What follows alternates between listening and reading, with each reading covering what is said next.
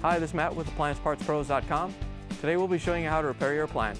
Remember, anytime you work on an appliance, make sure it's unplugged or the circuit breakers are off so there's no chance of electrocution.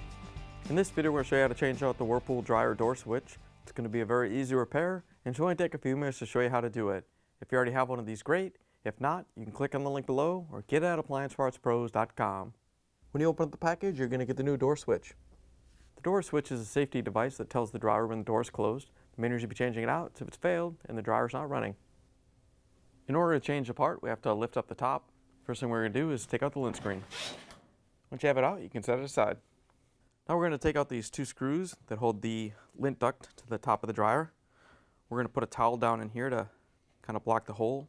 In case you drop a screw, you don't lose it down in the blower housing. Once you have the rag in place, use a Phillips screwdriver to take out the screws.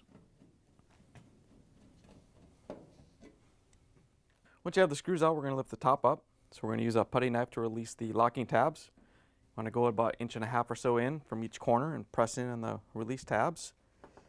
Once you have this side down, we can do the one on the other side.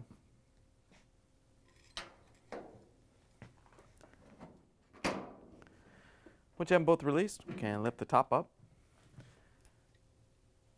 Once you have the top up, we can open up the dryer door. And we're going to use the Phillips screwdriver to take out the screws to hold the door switch on.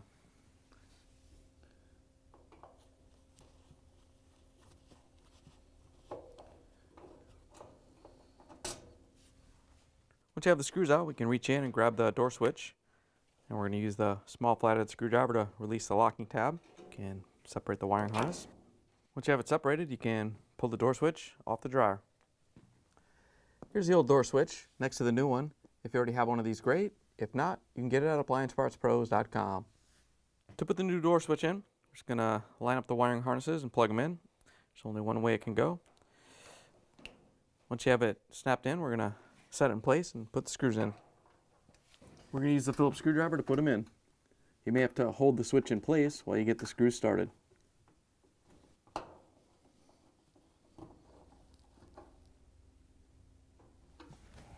Once you have the screws in, we can close the dryer door.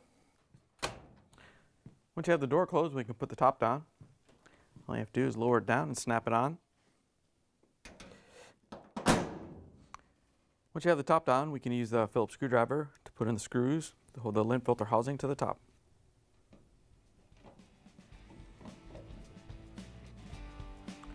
Once you have the screws in, you can pull the towel out, and then we can slide the lint screen back in. Once you have it in, you can plug the dryer back in and take it for a spin. Thanks for joining us for another successful repair brought to you by AppliancePartsPros.com. Check out our other repair videos on our site, Facebook, and YouTube.